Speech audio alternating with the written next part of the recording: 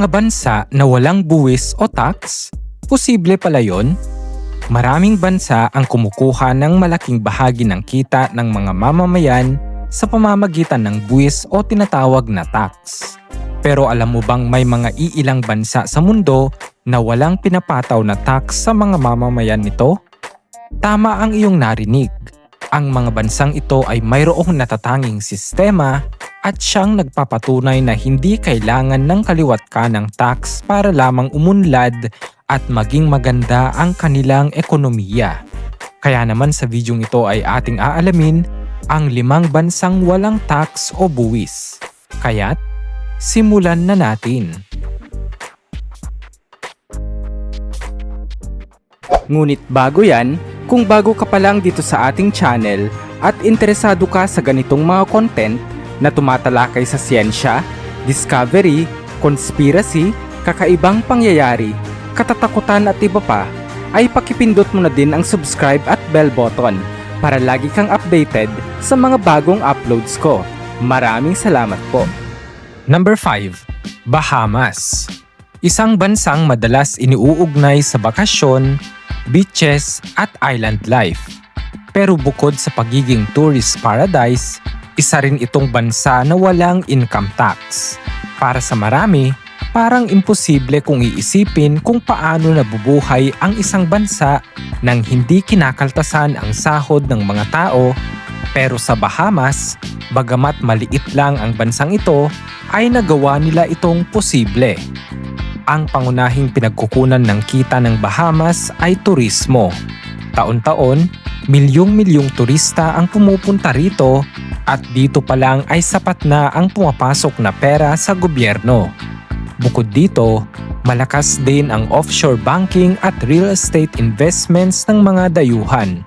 Sa halip na buwisan ang kita ng mga mamamayan, kumikita ang estado sa import duties, tourism-related fees, at bayarin sa mga ari-arian mula sa mga investors. Sa pamumuhay, tahimik at relax ang lifestyle sa Bahamas.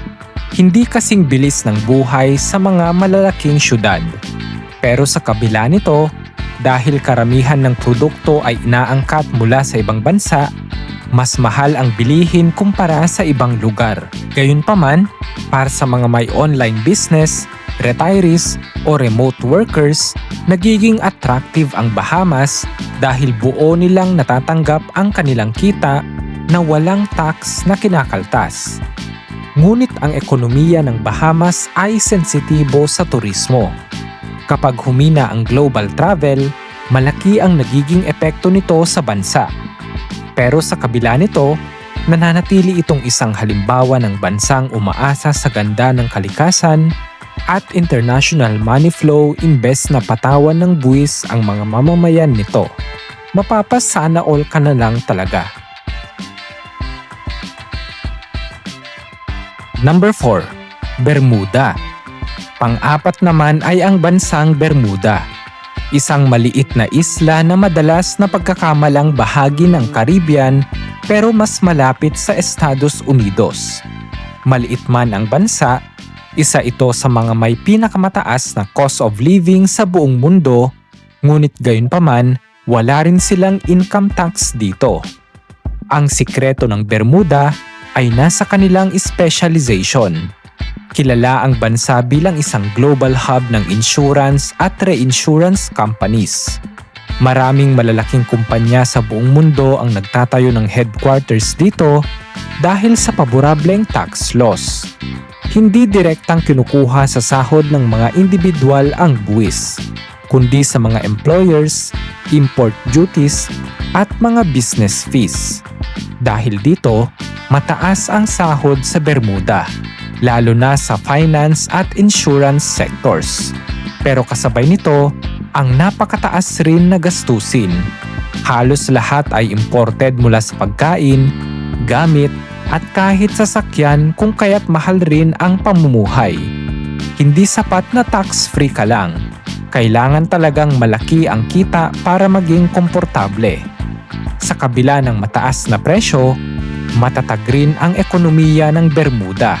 maliit ang populasyon, kontrolado ang sistema, at mayroong maayos na mga public services.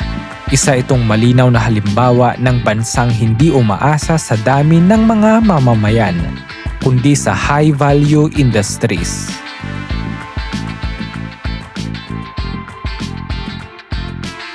Number 3. Monaco. Pangatlo naman sa ating listahan ay ang isa sa pinakamarangyang bansa sa buong mundo, ang Monaco. Mas maliit pa ito kaysa sa ilang lungsod, pero kilala bilang tirahan ng mga milyonaryo at bilyonaryo. At ang isa sa pangunahing dahilan kung bakit sila lumilipat dito ay sa simpleng rason: walang income tax dito. Hindi mayaman ang Monaco sa natural resources. Wala silang langis o malawak na lupain.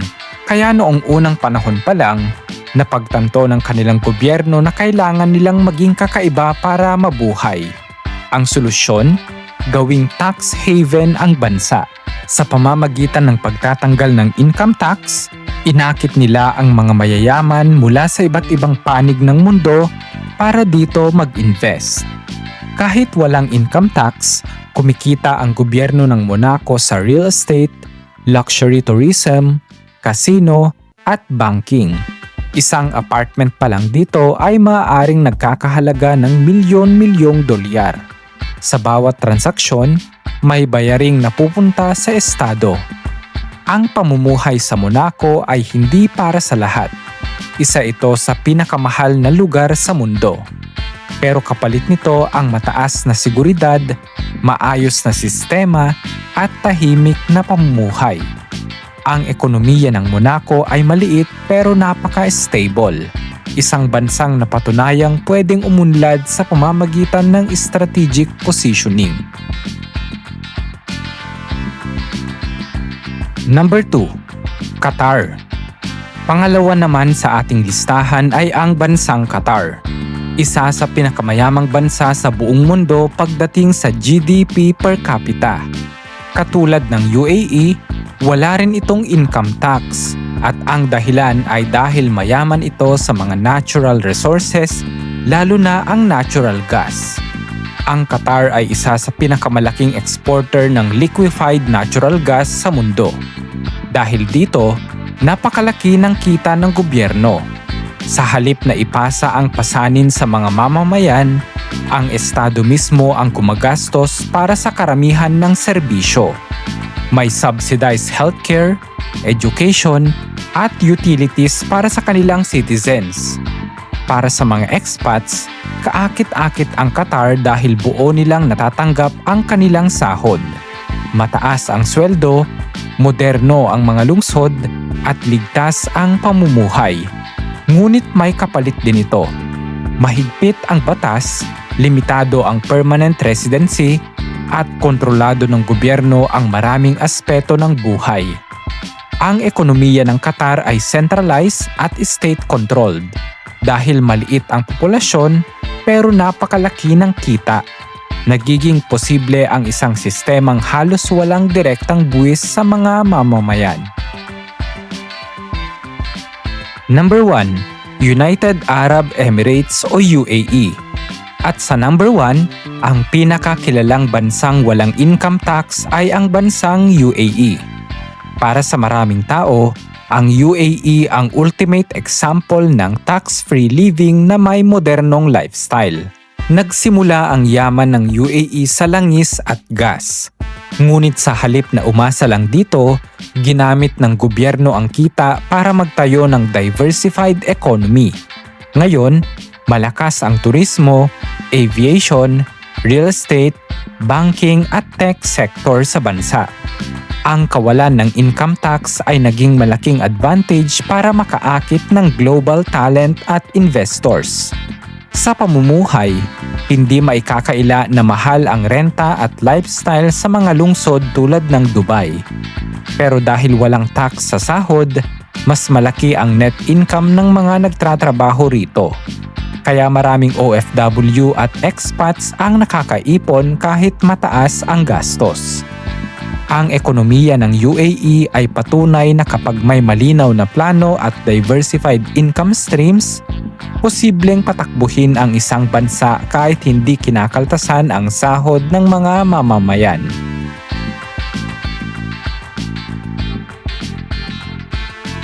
Kung titignan mo ang 5 bansang ito, mapapansin na hindi aksidente ang kawalan ng income tax.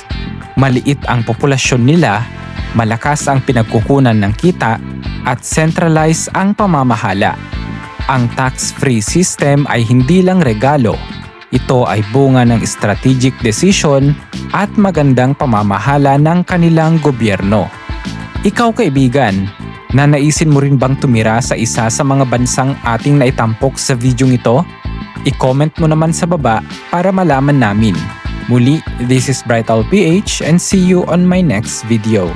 Peace out.